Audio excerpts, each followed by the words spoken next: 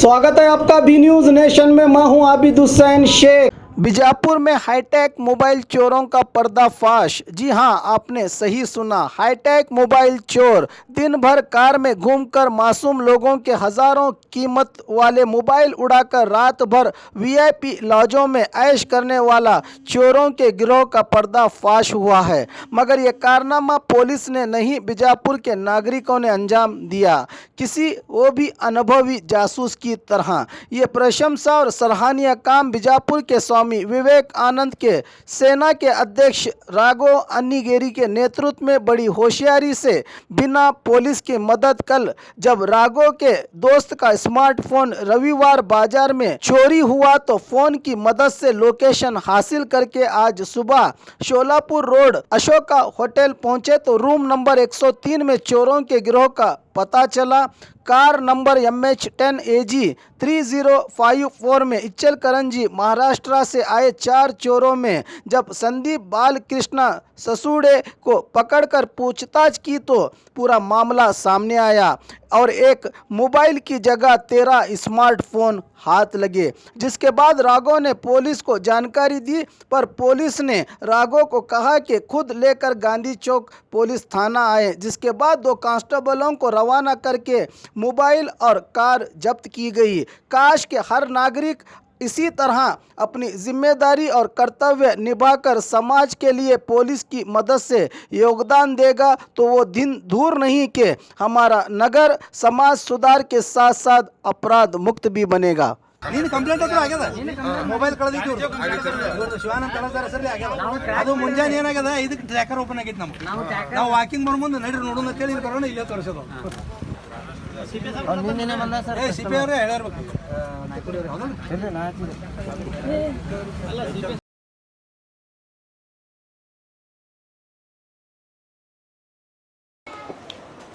ಎಲ್ಲರಿಗೂ ನಮಸ್ಕಾರ. ನಾನು ರಾಘವ್ ಅಣ್ಣಿಗೇರಿ ಅಂತ ಸ್ವಾಮಿ ವಿವೇಕಾನಂದ ಸೇನೆಯ ಅಧ್ಯಕ್ಷನಾಗಿ ವಿಜಯಪುರದಲ್ಲಿ ಕಾರ್ಯನಿರ್ವಹಿಸ್ತಾ ಇದ್ದೇನೆ. ಇಂದು ಬೆಳಗ್ಗೆ ವಿಜಯಪುರ ನಗರದಲ್ಲಿ ಅನಿರೀಕ್ಷಿತವಾಗಿ ಕೆಲವೊಂದು ಕಳ್ಳರ ಗ್ಯಾಂಗನ್ನು ಹಿಡಿಯಲಿಕ್ಕೆ ಸ್ವಾಮಿ ವಿವೇಕಾನಂದ ಸೇನೆ ಪ್ರಮುಖ ಪಾತ್ರ ವಹಿಸಿದೆ ಅಂತ ಹೇಳಲಿಕ್ಕೆ ನನಗೆ ತುಂಬ ಖುಷಿ ಆಗ್ತಾ ಇದೆ. ನಿನ್ನೆ ರವಿವಾರ ಬಜಾರ್ ವಿಜಯಪುರದಲ್ಲಿ ಅಮೀಲ್ ಟಾಕೀಸ್ ಹತ್ತಿರ ನನ್ನ ಮಿತ್ರ ಶಿವಾನಂದ ತಳಸ್ದಾರ್ ಅನ್ನೋರ್ದು ಒಂದು ಮೊಬೈಲ್ ಕಳುವಾಗಿತ್ತು. ಅವರು ನನಗೆ ಫೋನ್ ಮಾಡಿ ಹೇಳಿದರು, ಹಿಂಗೆ ನಾನು ಸಂಡೇ ಬಜಾರ್ಗೆ ಬಂದಿದ್ದೆ, ನನ್ನ ಮೊಬೈಲ್ ಕಳುವಾಗಿದೆ, ಅದಕ್ಕೆ ಏನು ಮಾಡಬೇಕು ಸ್ವಲ್ಪ ಪೊಲೀಸರಿಗೆ ಹೇಳ್ರಿ ಅಂತ. ನಾನೇನು ಮಾಡಿದೆ, ಇಲ್ಲಪ್ಪ ನೀನು ನೇರವಾಗಿ ಗಾಂಧಿ ಸರ್ಕಲ್ ಪೊಲೀಸ್ ಸ್ಟೇಷನ್ಗೆ ಹೋಗಿ ಒಂದು ದೂರನ್ನು ನೀಡು, ಮುಂದೆ ಅದನ್ನು ನಾವು ಫಾಲೋ ಮಾಡೋಣ. ಅವನು ಶಿವಾನಂದ ತಳಸ್ದಾರ್ ನಿನ್ನೆ ಹೋಗಿ ಗಾಂಧಿ ವೃತ್ತ ಪೊಲೀಸ್ ಠಾಣೆಯಲ್ಲಿ ಒಂದು ದೂರು ದಾಖಲಿಸಿದರು, ನನ್ನ ಮೊಬೈಲ್ ಕಳುವಾಗಿದೆ ಅಂತ.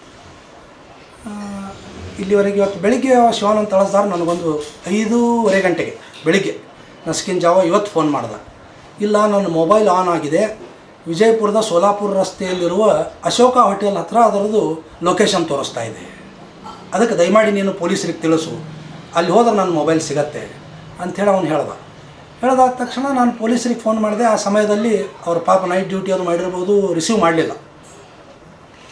ಮತ್ತು ಅವ್ನು ಫೋನ್ ಮಾಡ್ದೆ, ಇಲ್ಲಪ್ಪ ನಾನು ಫೋನ್ ಮಾಡಿದೆ, ಅವ್ರು ರಿಸೀವ್ ಮಾಡ್ತಾಯಿಲ್ಲ, ಏನು ಮಾಡೋದು, ಇಲ್ಲ ನಾವೇ ಟ್ರೈ ಮಾಡೋಣ, ನೀವು ಅಂದ್ರೆ ನೀ ಬಂದರೆ ಹೋಗೋಣ ಅಂದ. ನಾನು ಬರ್ತೀನಪ್ಪ. ನಾನು ಅವ ಮತ್ತು ಮಾದೇವ್ ಹಿರೋಳ್ಳಿಯನ್ನು 3 ಜನ ಫ್ರೆಂಡ್ಸು ಅಶೋಕ ಹೋಟೆಲ್ ಹತ್ರ ಹೋದ್ವಿ.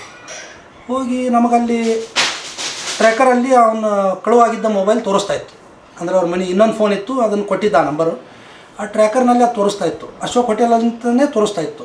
ನಮಗೆ ಯಕ್ಷ ಪ್ರಶ್ನೆ ಆಯ್ತದೆ, ಹೆಂಗೆ ಮಾಡಬೇಕಿನ್ನ, ನಾವಂತರೂ ಕಾನೂನನ್ನು ನಮ್ಮ ಕೈಯೊಳಗೆ ತೋಳಿಗೆ ಬರೋಂಗಿಲ್ಲ, ಯಾರನ್ನಂತ ಹೋಗಿ ನಾವು ಚೆಕ್ ಮಾಡಬೇಕು. ಅದಕ್ಕೆ ಅಲ್ಲಿ ಇದ್ದಂಥ ಹೋಟೆಲ್ ಒಳಗಡೆ ನಾನು ಧೈರ್ಯ ಮಾಡಿ ಹೋದೆ. ಹೋಗಿ ಅಲ್ಲಿ ಇದ್ದಂಥ ಒಬ್ಬ ಸಿಬ್ಬಂದಿ ಮಲಗಿದ್ರು, ಅವ್ನು ಎಬಿಸ್ ಕೇಳಿದೆ, ನಾನು ನಿಮ್ಮ ಹೋಟೆಲ್ ಮಾಲೀಕರ ಅಂತ ಸಂದೀಪ್ ನನ್ನ ಫ್ರೆಂಡಪ್ಪ, ಅದಕ್ಕೆ ಸಂದೀಪನ ಫ್ರೆಂಡು, ಮತ್ತು ಹೋಟೆಲ್ ರೂಮಲ್ಲಿ ಎಷ್ಟು ರೂಮ್ಗಳು ಬುಕ್ ಆಗಿದ್ದಾವೆ? ಅವನಂದ 3 ರೂಮ್ ಬುಕ್ ಆಗಿದೆ. ಒಂದು ರೂಮಲ್ಲಿ ಒಬ್ಬರಿದ್ದಾರೆ, ಒಂದು ರೂಮ್ನಲ್ಲಿ ಒಂದು 4 ಜನ ಇದ್ದಾರೆ, ಒಂದು ರೂಮ್ನಲ್ಲಿ 3 ಜನ ಇದ್ದಾರೆ ಬೆಂಗಳೂರಿಂದ ಬಂದವರು ಅಂತ ಹೇಳ್ದ. ಹೌದಾ ಅಂಥೇಳಿ ಸ್ವಲ್ಪ ಯೋಚನೆ ಮಾಡಿದೆ. ಹೋಟೆಲ್ ಮಾಲೀಕರು ಅಶೋಕ್ ಅಂತಿದ್ದಾರೆ, ಅಶೋಕ ಹೋಟೆಲ್, ಅವರಿಗೆ ಕಾಂಟ್ಯಾಕ್ಟ್ ಮಾಡೋಕ್ಕೆ ನನ್ನ ಮಿತ್ರಿಗೆ ಹೇಳಿದೆ.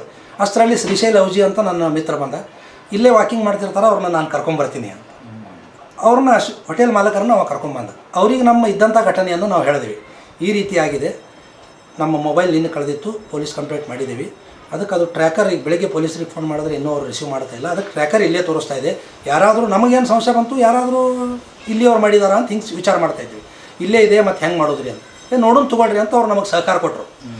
ಕೊಟ್ಟ ಮೇಲೆ ನಾವು ಒಂದು ರೂಮಿಗೆ ಹೋಗಿ ಏನು ಬಡಿಬೇಕಲ್ಲ ಬಾಗಲ, ಏನು ಮಾಡಬೇಕು ಅಂಥೇಳಿ ಒಂದು ರೂಮಲ್ಲಿ ಹೋಗಿ ಬಡಿದ್ವಿ. ಒಬ್ಬರೇ ಇದ್ದರು. ಅವ್ರಿಗೆ ಹೇಳಿದ್ವಿ, ಇಲ್ಲ ಸರ್ ದಯಮಾಡಿ ತಪ್ಪು ತಿಳ್ಕೊಬೇಡ್ರಿ, ನಾವು ಹಿಂಗೆ ನಮ್ಮ ಮೊಬೈಲ್ ಟ್ರ್ಯಾಕರ್ ಇಲ್ಲಿ ತೋರಿಸ್ತಾ ಇದೆ, ನಮ್ಗೊಂದು ಸ್ವಲ್ಪ ಸಹಕಾರ ಮಾಡಿ, ಯಾರಾದರೂ ಏನು ಇಲ್ಲಿ ಬಿಟ್ಟು ಹೋಗಿದಾರೋ ಅಥವಾ ಹೆಂಗೆ. ಅಲ್ಲಿ ಅವ್ರ ರೂಮಲ್ಲಿ ಅವರು ಹೋಟೆಲ್ ಸಿಬ್ಬಂದಿಯ ಸಹಾಯದೊಂದಿಗೆ ನೋಡಿದಾಗ ಅಲ್ಲಿ ಸಿಗಲಿಲ್ಲ. ಮತ್ತು ಪಕ್ಕದ ರೂಮ್ ನೋಡಿದ್ವಿ, 103 ರೂಮ್ ನಂಬರ್. ಅಲ್ಲಿ 4 ಜನ ಇದ್ದರು. 4 ಜನ ರೂಮ್ ಮಾಡಿದ ತಕ್ಷಣ ಅವ್ರು ಬಾಗಿಲ ತೆಗೆದ್ರು. ತುಂಬ ಹೊತ್ತಿನ ಮೇಲೆ ತೆಗೆದ್ರು. ನಾವು ಬಾಗಿಲ ಬಡದ ಮೇಲೆ ಇಮಿಡಿಯೇಟ್ ಅವ್ರು ತೆಗಿಲಿಲ್ಲ. ಒಂದು 15 ನಿಮಿಷ ವೇಟ್ ಮಾಡಿದೆವು ನಾವು. ಅವಾಗೆ ಡೌಟ್ ಬಂತು ನಮಗೆ, ಇಷ್ಟೊತ್ತು ಯಾಕೆ ಮಾಡ್ತಾ ಇದ್ದಾರೆ ಇವರು, ಒಳಗಿದ್ದವರು ಬಾಗಿಲ ತೆಗಿತಾ ಇಲ್ಲ. ರೂಮು ಬಾಗಿಲ ತೆಗೆದ್ರು 15 ನಿಮಿಷದ ನಂತರ. ತೆಗೆದ ಮೇಲೆ 4 ಜನ ಒಂದೇ ರೂಮಲ್ಲಿದ್ದರು. ರೂಮ್ ತುಂಬ ಎಲ್ಲ ಈ ಒಂದು ಟೈಪ್ ಸ್ಮೆಲ್, ಈ ಫುಲ್ ದಾರೋ ಸ್ಮೆಲ್ಲು, ಸಿಗರೇಟ್ ಸ್ಮೆಲ್ಲು ಫುಲ್ಲು ತುಂಬ್ಕೊಂಡ್ಬಿಟ್ಟಿತ್ತು. ನಾನೊಂದು ಏನಪ್ಪ ಇಷ್ಟೊಂದು ಇದು ಇದೆ, ಗಲೀಜಿದೆ ಈ ರೂಮಲ್ಲಿ ಅಂತ ಅಂದ್ಕೊಂಡೆ. ನಾನು ಸಂಶಯ ಬಂತು. ಎಲ್ಲ ಕಡೆ ಅಲ್ಲಿ ನೋಡಿದ್ವಿ. ರೂಮ್ ಒಳಗೆ ಹೋದ ತಕ್ಷಣ ಎಲ್ಲ ಕಡೆ ಅವರು ಹಾಸಿಗೆ ಅದೆಲ್ಲ ಚೆಲ್ಲಾಪಿಲ್ಲಿ ಆಗಿ ಬಿದ್ದಿತ್ತು. ಅದರಲ್ಲಿ 3 ಜನ ಸ್ವಲ್ಪ ಸಂಶಯ ರೀತಿಯಲ್ಲಿ ವರ್ತನೆ ಮಾಡಲಿಕ್ಕೆ ಪ್ರಾರಂಭ ಮಾಡಿದ್ರು. ಸ್ವಲ್ಪ ಭಯ ಬಿಟ್ಕೊಂಡ್ರು ಅವರು. ನಾವು ಯಾರು ಅವ್ರೇನು ತಿಳ್ಕೊಂಡ್ರು ನಾವು ಪೊಲೀಸರು ಏನಾದರೂ ಬಂದಿದ್ದೇವೆ ಅಂತ. ಯಾಕಂದ್ರೆ ನಾವು ಸರಳವಾಗಿ ಹೋಗಿದ್ದೀವಿ. ಅವರು ಗಾಬರಿ ಆಗೋದು ನೋಡಿ ನಮಗೆ ವಿಚಿತ್ರ ಅನ್ನಿಸ್ತು. ಏನಿಲ್ಲ, ನಮ್ಮದೊಂದು ಮೊಬೈಲ್ ಟ್ರ್ಯಾಕರ್ ಇಲ್ಲಿ ತೋರಿಸ್ತಾ ಇದೆ, ಅದಕ್ಕೆ ನೋಡೋಕೆ ಬಂದಿದ್ದೇವೆ ಅಂತ ಹೇಳಿದ್ವಿ ನಾವು. ನಾವೇನು ತುಡುಗು ಮಾಡಿಲ್ಲ ರೀ ಅಂದ್ಬಿಟ್ರು ಅವರು. ಚೋರಿ ಮಾಡಿಲ್ಲ ಅಂದರು. ನಾವು ಅಂದೇವಿ, ನಾವೇನೂ ಕೇಳೇ ಇಲ್ಲ. ಇವರು ಒಬ್ಬ ಹೇಳಿಬಿಟ್ಟ ಚೋರಿ ಅಂತ ಹೆಂಗೆ ಹೇಳ್ದ. ನಮಗೆ ಸಂಶಯ ಬಂತು. ಆದರೂ ಅಂದೇವಿ, ಇಲ್ಲ ನಮ್ಮ ಮೊಬೈಲ್ ಇಲ್ಲೇ ತೋರಿಸ್ತಾ ಇದೆ, ಯಾರ ಹತ್ರ ಇಲ್ಲಿದೆ ಅಥವಾ ಎಲ್ಲಿದೆ ನೋಡ್ತಾ ಇದ್ದೀವಿ, 1 ನಿಮಿಷ ಅಂತೇಳಿ ಹೋಟೆಲ್ ಸಿಬ್ಬಂದಿ ಕಡೆ ಚೆಕ್ ಮಾಡಿಸ್ತೀವಿ. ಸಿಗಲಿಲ್ಲ. ಆದ ತಕ್ಷಣ ಮತ್ತೆ ನಮಗೆ ಯೋಚನೆ ಆಯಿತು. ಹೋಟೆಲ್ ಮಾಲೀಕರಿಗೆ ಕೇಳಿದೆವು, ಇಲ್ಲೇ ತೋರಿಸ್ತಾ ಇದೆ ಹೆಂಗೆ ಅಂತಂದು. ಇಲ್ಲ, ಇನ್ನೊಂದು ಸಲ ಚೆಕ್ ಮಾಡೋಣ ಅಂತೇಳಿ ಮತ್ತೆ ರೂಮನ್ನು ಚೆಕ್ ಮಾಡಿದ್ವಿ. ಮತ್ತು ರೂಮನ್ನು ಚೆಕ್ ಮಾಡಿದ ತಕ್ಷಣ ಆದರೂ ನಮಗೆ ಮೊಬೈಲ್ ಸಿಗಲಿಲ್ಲ. ಆದರೆ ಅಷ್ಟರಲ್ಲಿ ಏನಾಗ್ಬಿಡ್ತು, ಅವರು ಹೆದರ್ಕೊಂಡು 3 ಜನ ಓಡೋಗ್ಬಿಟ್ರಲ್ಲಿ. 4 ಜನರಲ್ಲಿ 3 ಜನ ವಾಶ್ರೂಮ್ಗೆ ಹೋಗ್ಬರ್ತೀನಿ, ಇಲ್ಲೇ ಬಾತ್ರೂಮ್ಗೆ ಹೋಗ್ತೀನಿ ಅಂತೇಳಿ ಓಡೋಗ್ಬಿಟ್ರು. ನಾವು ಅವನಿಗೆ ಕೇಳಿದೆ, ಇನ್ನೂ 3 ಜನ ಇದ್ದರು, 10 ನಿಮಿಷ ಆಯ್ತು, 15 ನಿಮಿಷ ಆಯ್ತು, ಯಾಕೆ ಬರ್ತಾ ಇಲ್ಲ, ಎಲ್ಲಿ ಹೋದ್ರು ಅವರು? ಇಲ್ಲ, ಇದ್ರಿ ಬಾಹರ್ ಗಯೆ ಆತೆ ಆಪ್ ಕहाँ से हो ಅಂದ. ಯಾಕಂದರೆ ಅವ್ನು ಹಿಂದಿಯಲ್ಲಿ ಮಾತಾಡ್ತಾ ಇದ್ದ. ಅವನು कहाँ से है आप अंदर? हम महाराष्ट्र इचलकरंजी से है. इचलकरंजी से अंकुले वो 3 लोग कहाँ गए? नहीं, इधर ही बाहर गए. वो चाहिए करने. अरे इतना सुबह बाहर क्यों गए? होटल छोड़ के क्यों गए? उनको बुलाओ अंदर. ಅವ್ನು ಕರೆದ, ಫೋನ್ ಹಚ್ಚಿದಾಗ ಅವ್ನು ಫೋನ್ ರಿಸೀವ್ ಮಾಡಲಿಲ್ಲ. ಅವ್ರು ಅಷ್ಟರಲ್ಲಿಂದ ಕಾಲು ಕಿತ್ತುಬಿಟ್ಟಿದ್ರು. ಅವಾಗ ನಮಗೆ 100% ಆಯಿತು, ಇದೊಂದು ಗ್ಯಾಂಗ್ ಇದೆ, ಇದೊಂದು ಕಳ್ಳರ ತಂಡನೇ ವಿಜಯಪುರ ನಗರಕ್ಕೆ ಬಂದದ ಅನ್ನೋ ಸಂಶಯ ನಮಗೆ ಪ್ರಾರಂಭ ಆಯಿತು. ಮತ್ತೆ ನಾನು ಇಮಿಡಿಯೇಟ್ ಏನು ಮಾಡಿದೆ, ನಮ್ಮ ಗಾಂಧಿ ವೃತ್ತದ CPI ರವಿ ನೈಕೋಡಿ ಅವರಿಗೆ ಫೋನ್ ಹಾಕಿದೆ. ಅವಾಗ ರಿಸೀವ್ ಮಾಡಿದ್ರು ಅವರು. ಸರ್, ಹಿಂಗೆ ಒಂದು ಘಟನೆ ಆಗಿದೆ, ನನಗೆ ಯಾಕೋ ಡೌಟ್ ಬರ್ತಾ ಇದೆ. ಇವರು ಒಂದು 4 ಜನ ಇದ್ದರು, ಅದರಲ್ಲಿ 3 ಜನ ಎಲ್ಲೋ ಮರೆಯಾಗಿದ್ದಾರೆ. ಈಗ ಅವರು ಓಡಿ ಹೋಗಿದ್ದಾರೆ ಅನ್ನಿಸ್ತಾ ಸಂಶಯ ಬರ್ತಾ ಇದೆ. ಅದಕ್ಕೆ ಒಬ್ಬನ ನಾವು ಹಿಡ್ಕೊಂಡು ಕೊಟ್ಟಿದ್ದೀವಿ, ಬೇಗ ಬನ್ನಿ ಸರ್ ಅಂದೆ. ಇಲ್ಲ ರಾಘವ್ರೆ, ನೀವೇ ಅವ್ರನ್ನ ಗಾಂಧಿ ಚೌಕ್ ಪೊಲೀಸ್ ಸ್ಟೇಷನ್ಗೆ ಅವ್ನು ಕರ್ಕೊಂಬಂದುಬಿಡಿ ಅಂದರು. ನಾನಂದೆ, ಗಾಂಧಿ ಚೌಕ್ ಪೊಲೀಸ್ ಸ್ಟೇಷನ್ಗೆ ಕರ್ಕೊಂಬಂದುಬಿಡಿ ಅದು. ನಾನಂದೆ ಆಯ್ತು ಸರ್ ಅಂಥೇಳಿ ಫೋನ್ ಇಟ್ಟೆ. ಮುಂದೆ ಇವನನ್ನು ವಿಚಾರಣೆ ಮಾಡ್ತಿದ್ವಿ. ವಿಚಾರಣೆ ಮಾಡಬೇಕಾದ್ರೆ ಏನೂ ಬಾಯಿ ಬಿಡಲಿಲ್ಲ ಅವನು. ಒಂದು ಸಂದರ್ಭದಲ್ಲಿ ನನ್ನನ್ನೇ ನುಗ್ಗಿಸಿ ತಳ್ಳಿ ಹೋಗ್ಲಿಕ್ಕೆ ಪ್ರಯತ್ನ ಮಾಡ್ದವನು ಒಂದು ಸಂದರ್ಭದೊಳಗೆ. ಅಂದರೆ ಅವನು ಅಲ್ಲಿದ್ದು ಹೋಗ್ಬೇಕಂತೇಳಿ. ಅವಾಗ ನಾನು ಅವನ ಎದೆಯ ಮೇಲೆ ಹಂಗೆ ಹಿಡಿದು ಇಲ್ಲ, ನೀನು ಯಾರು, ಕहाँ से है, पूरा खुला बोल, नहीं तो बिजापुर SP के सामने हम कंप्लेंट करेंगे ಅಂತ ಹೇಳಿದ ಮೇಲೆ ಅವ ಸ್ವಲ್ಪ ನಡಗ್ಲಿಕ್ಕತ್ತ. ಆದರೂ ಅವನು ಒಪ್ಕೊಳ್ಳಿಲ್ಲ. ಮೊಬೈಲ್ನೂ ಸಿಗಲಿಲ್ಲ ನಮಗೆ ಆ ರೂಮ್ ಒಳಗೆ. ಮುಂದೆ ಅವನು ಕರ್ಕೊಂಡು ಹೊರಗೆ ಬಂದೆವು ನಾವು. ಲಾಡ್ಜಿಂದ ಕೆಳಗೆ ಇಳಿದ್ವಿ. ಲಾಡ್ಜ್ ಎದುರುಗಡೆ ಒಂದು ನನ್ನ ಲಕ್ಷ ಹೋಯ್ತು. ಅಲ್ಲಿ ಒಂದು ಕಾರ್ ನಿಂತಿತ್ತು, ಆಲ್ಟೋ ಕಾರ್, ಅದು MH10 ಅಂತಿತ್ತು. ಲಾಡ್ಜ್ದವ್ರಿಗೆ ಕೇಳಿದೆ ನಾನು, ಓನರ್ಗೆ, ಯಾರಾದರೂ ಕ್ಲೈಂಟ್ಸ್ ಬಂದಿದ್ದಾರಾ ರೂಮಲ್ಲಿ ಮಹಾರಾಷ್ಟ್ರದಿಂದ ಇವ್ರನ್ನ ಬಿಟ್ಟು? ಇಲ್ಲ, ಯಾರೂ ಬಂದಿಲ್ಲ. ಇವನಿಗೆ ಕೇಳಿದ್ವಿ, ಕಾರ್ ನಂದು ಅಲ್ಲ ಅಂದ. ಅಲ್ಲ ಅಂದ್ಕೂಡಲೇ ನನಗೆ ಸಂಶಯ ಬಂತು. ನಮ್ಮದರೆ ಫೋನ್ ಟ್ರ್ಯಾಕರ್ ತೋರಿಸ್ತಾ ಇದೆ. ನಮ್ದು ಅಷ್ಟರಲ್ಲಿ ಇನ್ನೊಬ್ಬ ಮಿತ್ರ ಬಂದ, ಸಂಕೇತ ಬಗ್ಲಿ ಹಾಗೂ ವಿವೇಕ್ ಹರ್ಕಾರಿ ಅಂತೇಳಿ. ಅವ್ರಿಗೆ ಹೇಳಿದೆ, ನೀವು ಕಾರ್ ಹತ್ರ ಕಿವಿ ಇಟ್ಟು ನೋಡಿರಿ, ನಾನು ಫೋನ್ ಮಾಡ್ತೀನಿ ಆ ಫೋನ್ಗೆ. ನಾನು ಮತ್ತೆ ಫೋನ್ ಮಾಡಿದೆ, ಅದು ಕಳೆದಿರೋ ಫೋನಿಗೆ ಮತ್ತೆ ಫೋನ್ ಮಾಡಿದೆ. ಆ ಕಿಟಕಿಯಿಂದ ನಮ್ಮದು ಸೌಂಡ್ ಬರಲಿಕ್ಕೆ ಸ್ಟಾರ್ಟ್ ಆಯಿತು. ಅದು ಆಟೋಮೆಟಿಕ್ ಸ್ಟಾರ್ಟ್ ಆಗಿಬಿಟ್ಟಿತ್ತು, ಟ್ರ್ಯಾಕರ್ ಇಟ್ಟಿರೋದ್ರಿಂದ, ಚಾರ್ಜ್ ಇರೋದ್ರಿಂದ. ಆ ಸ್ಟಾರ್ಟ್ ಆದ ತಕ್ಷಣ ಅವ್ರು ಹೇಳಿದರು, ಇಲ್ಲ ಇಲ್ಲಿ ಒಳಗಡೆ ರಿಂಗ್ ಆಗ್ತಾ ಇದೆ ಯಾವುದೋ. ಅವಾಗ ನಮಗೆ ಕನ್ಫರ್ಮ್ ಆಯಿತು, ಈ ಕಾರ್ ಇವಂದೇ, ಇವರೇ ತೊಗೊಂಬಂದಿದ್ದಾರೆ ಮಹಾರಾಷ್ಟ್ರ ಅಂತ 100% ಆಯಿತು. ಕಾರಿನ ಕೀ ಕೇಳಿದ್ವಿ, ಅವನು ಕೊಡಲಿಲ್ಲ. ಮುಂದೆ ಏನು ಮಾಡಿದ್ವಿ, ಆ ಕಾರನ್ನು ಅಲ್ಲಿ ಜನರು ಎಲ್ಲ ಸೇರಿಬಿಟ್ರು. ಅವಾಗ ವಿಜಯಪುರದ ವಾಕಿಂಗ್ ಬಂದಂಥ ಜನನೂ ಸೇರಿದರು. ಇಲ್ಲ, ಅದು ಕಾರಿಂದ ಏನೋ ಓಪನ್ ಮಾಡಿದ್ರು, ಅದು ನಿಧಾನವಾಗಿ ಇದು ಮಾಡಿ ತೆಗೆದ್ವಿ. ಅವಾಗ ಅವ ಏನು ಮಾಡ್ದ, ಇಲ್ಲ ಮೈ ನಿಕಾಲ್ ಕೆ ದೇತಾ ಹೂಂ, ಗಲ್ತಿ ಹುआ मेरे से एक फ़ोन है ಅಂದವನು. ಕಾರ್ ಓಪನ್ ಮಾಡಿದ ಮೇಲೆ ಗೊತ್ತಾಯ್ತು ಅವನಿಗೆ 100% ಸಿಗುತ್ತೆ. ಅವಾಗ ಅಂತೀವಿ ಅವನೇ ತಳಗಿಂದ ಡ್ಯಾಶ್ಬೋರ್ಡಿಂದ ಅವ್ನು ತೆಗೆದುಕೊಟ್ಟ. ನಾವು ಅಂದ್ಕೊಂಡೀವಿ ಒಂದೇ ಫೋನ್ ಇರ್ಬೋದು ಅಂತ. ನಮ್ಮ ಮಿತ್ರ ಏನು ಮಾಡಿದರು, ಇಲ್ಲ ಇನ್ನೂ ಏನಿದೆ ನೋಡೋಣ ಅಂತ ತೆಗೆದಾಗ 13 ಫೋನ್ಗಳು ಸಿಕ್ಕು ಟೋಟಲಲ್ಲಿ. ನಮಗೆ 13 ಫೋನ್ಗಳು, ಕಳುವು ಮಾಡಿದಂಥ ಫೋನ್ಗಳು, ಮುಗ್ಧ ಜನತೆಯ ಫೋನ್ಗಳನ್ನು ಇವತ್ತು ಕಳುವು ಮಾಡಿದ್ದು ಏನು ಮಾಡಿದರು, 13 ಫೋನ್ಗಳು ಸಿಕ್ಕು. ಅದನ್ನು ನೋಡಿ ಶಾಕ್ ಆಯ್ತು ನಮಗೆ. ಇಲ್ಲ ಇದೊಂದು ದೊಡ್ಡ ಗ್ಯಾಂಗೇ ಇದೆ ವಿಜಯಪುರದಲ್ಲಿ, ಇದು ಇಷ್ಟಕ್ಕೆ ಬಿಡಬಾರ್ದು ಅಂಥೇಳಿ ಮತ್ತೆ ಇಮಿಡಿಯೇಟ್ ನಾನು CPI PSI ಇಬ್ಬರಿಗೂ ಫೋನ್ ಮಾಡಿದೆ. ಇಮಿಡಿಯೇಟ್ ಬರ್ರಿ, ಇದೊಂದು ದೊಡ್ಡ ಗ್ಯಾಂಗೇ ಇದೆ, ನಾವು ಅವ್ರನ್ನ ಹಿಡ್ಕೊಂಡು ನಿಂತಿದ್ದೀವಿ, ಕಾರ್ನೂ ಸಿಕ್ಕಿದೆ ಒಂದು. ಇಷ್ಟೊತ್ತನ ನಾವು ಬರೀ ಮೊಬೈಲ್ ಹುಡುಕ್ತಾ ಇದ್ದೀವಿ, ಕಾರ್ನೂ ಸಿಕ್ಕಿದೆ ಒಂದು, ಇವ್ರನ್ನ ಸಂಪೂರ್ಣ ನೀವು ಎನ್ಕ್ವೈರಿ ಮಾಡಿರಿ ಅಂತ. ಇಮಿಡಿಯೇಟ್ ಅವಾಗ ಇಬ್ಬರು PCಗಳನ್ನ ಅವರಲ್ಲಿ ಕೊಟ್ಟು ಕಳಿಸಿದ ಮೇಲೆ ನಾನು ನನ್ನದೇ ಕಾರ್ನಲ್ಲಿ ಆ ಆರೋಪಿ, ಅವನ ಹೆಸರು ಸಂದೀಪ್ ಬಾಲಕೃಷ್ಣ ಸಿಸೋಡೆ, ಅಂದಾಜು ಅವನಿಗೊಂದು 35 ವರ್ಷ ಇರ್ಬೋದು ನೋಡಿದರೆ. ಅವನನ್ನು ನಾನು ಹಿಡ್ಕೊಂಡಿದ್ದಲ್ಲ, ಅವನು ನನ್ನ ಕಾರನಾಗೆ ತೊಗೊಂಡು ವಿಜಯಪುರ ನಗರದ ಗಾಂಧಿ ವೃತ್ತದಲ್ಲಿ ತಂದು ಪೊಲೀಸರಿಗೆ ಒಪ್ಪಿಸಿದೆ. ಅವನು ಇಚಲ್ಕರಂಜಿ. ಅವನ ಆಧಾರ್ ಕಾರ್ಡ್ ಅದೇನು ಲಾಡ್ಜ್ ಬುಕ್ ಮಾಡಬೇಕಾದ್ರೆ ಅವನು ಇದು ಕೊಟ್ಟಿದ್ದಾನೆ, ಅವನು ಆಧಾರ್ ಕಾರ್ಡ್ ಕೊಟ್ಟಿದ್ದಾನೆ. ಅದು ನೋಡಿದಾಗೆ ಆ ಲಾಡ್ಜ್ದವ್ರ ಹತ್ರ ನಾನು ತೊಗೊಂಡು ಬಂದೆ ಅವನು. ಯಾಕಂದರೆ ಕಾನೂನು ತನ್ನ ಕ್ರಮವನ್ನು ತೊಗೊಳ್ಳಿ, ಮುಂದೆ ನಾವೇನು ಮಾಡೋದು ಬೇಡ. ಅದಕ್ಕೆ ಅವನ ಆಧಾರ್ ಕಾರ್ಡು ಮತ್ತು ಇದನ್ನು ನಾನು ವಾಟ್ಸಪ್ಪಲ್ಲೆಲ್ಲ ನಾನು ಫೋಟೋ ಹೊಡ್ಕೊಂಡು ಬಂದೆ. ನಮ್ಮ ಮಿತ್ರರು ಅಲ್ಲಿ ಇದ್ದಂಥವರೆಲ್ಲ ಫೋಟೋ ಹೊಡ್ಕೊಂಡ್ರು, ಆದಂಥ ಘಟನೆಗಳ ಒಂದು ವಿಡಿಯೋ ಮಾಡಿದರು. ಹೀಗಾಗಿ ಅವನು ತಂದು ನಾವು ಗಾಂಧಿ ಚೌಕ್ ಪೊಲೀಸ್ ಠಾಣೆಯಲ್ಲಿ ಇವತ್ತು ಒಪ್ಪಿಸಿದ್ದೀವಿ. ಈ ಸಂದರ್ಭದಲ್ಲಿ ನಾನು ಪೊಲೀಸ್ ಇಲಾಖೆಗೆ ಒಂದು ಕಳಕಳಿ ಮನವಿಯನ್ನು ಇಷ್ಟೇ ಮಾಡ್ಕೋತೀನಿ.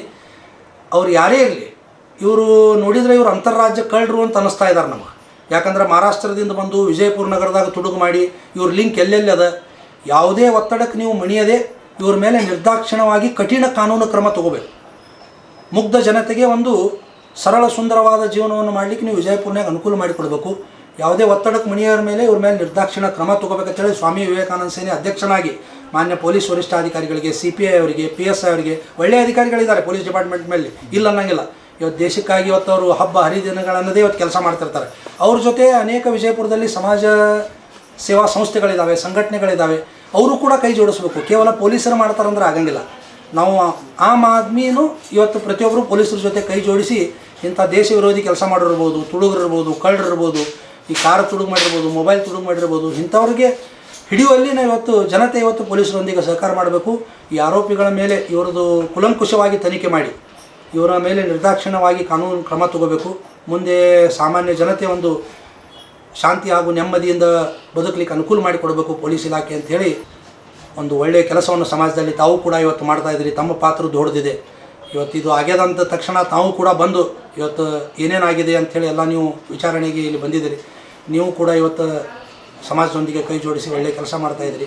ಎಲ್ಲರೂ ಕೂಡಿ ಇಂಥ ಒಂದು ಆರೋಪಿಗಳಿಗೆ ಕಠಿಣ ಶಿಕ್ಷೆ ಕೊಡಿಸುವಲ್ಲಿ ಇವತ್ತು ನೀವೆಲ್ಲ ಶ್ರಮಿಸೋಣ ಅಂಥೇಳಿ ಈ ಒಂದು ಕಾರ್ಯದಲ್ಲಿ ಸಹಕರಿಸಿದ ಮಾದೇವ್ ಹಿರೋಳ್ಳಿ, ಶಿವಾನಂದ್ ತಳಸ್ದಾರ್, ಸಂಕೇತ್ ಬಗ್ಲಿ, ವಿವೇಕ್ ಹರಕಾರಿ, ಶ್ರೀಶೈಲ್ ಔಜಿ ಹಾಗೂ ಅಶೋಕ ಹೋಟೆಲ್ ಮಾಲೀಕರಿಗೆ ನಾನು ನಿಮ್ಮ ಮಾಧ್ಯಮದ ಮುಖಾಂತರ ಹೃದಯಪೂರ್ವಕ ಅಭಿನಂದನೆಗಳನ್ನ ಸಲ್ಲಿಸ್ತೀನಿ. ಯಾಕಂದರೆ ಅವರು ಕೂಡ ನಮ್ಮ ಜೊತೆಯಲ್ಲಿ ಬಂದು ಇವತ್ತು ಪೊಲೀಸರಿಗೆ ಅವ್ರನ್ನ ಹಿಡಿದು ಒಪ್ಪಿಸಿ ಒಂದು ಪೊಲೀಸ್ ಇಲಾಖೆಗೆ ಅವ್ರನ್ನ ಒಪ್ಪಿಸುವಲ್ಲಿ ಇವತ್ತು ಯಶಸ್ವಿಯಾಗಿದ್ದೀವಿ ಅಂತ ಹೇಳಲಿಕ್ಕೆ ನನಗೆ ತುಂಬ ಖುಷಿ ಆಗಿದೆ.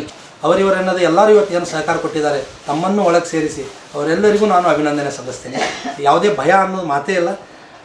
ದೇವರು ಹುಟ್ಟಿಸೋ ದೇವರಿದ್ದಾನೆ, ನಮ್ಮ ಕೊನೆಯೂ ಅವನ ಕೈಯಾಗಿರ್ತದೆ. ಹೀಗಾಗಿ ಅಂಜು ಮಾತೇ ಇಲ್ಲ. ಅದಕ್ಕೆ ದೇಶ ವಿರೋಧಿಗಳ ಕೃತ್ಯ ಯಾರೇ ಮಾಡಲಿ, ತುಡುಗು ಯಾರೇ ಮಾಡಲಿ, ಅಂಥವ್ರ ವಿರುದ್ಧ ನಾವು ನಿರಂತರವಾಗಿ ಜಾತಿ ಭೇದ ಮತ ಪಂಥ ಎನ್ನದೆ ಎಲ್ಲರೂ ಸೇರಿ ಸಮಸ್ತ ಭಾರತೀಯರು ಸೇರಿ ಒಂದಾಗಿ ಇಂಥ ಕೆಲಸ ಮಾಡಬೇಕಂತೇಳಿ ನಿಮ್ಮ ಮಾಧ್ಯಮ ಮುಖಾಂತರ ನಾನು ಒಂದೆರಡು ಮಾತುಗಳನ್ನು ಹೇಳ್ತೇನೆ. और खबरों के लिए देखते रहिए B news nation. News nation के लेटेस्ट न्यूज़ों को अपने मोबाइल में देखने के लिए यूट्यूब में बी न्यूज नेशन के चैनल के सब्सक्राइब आइकॉन को दबाएं और फिर बेल आइकॉन को दबाने पर आप लेटेस्ट न्यूज़ों को देख सकते हैं।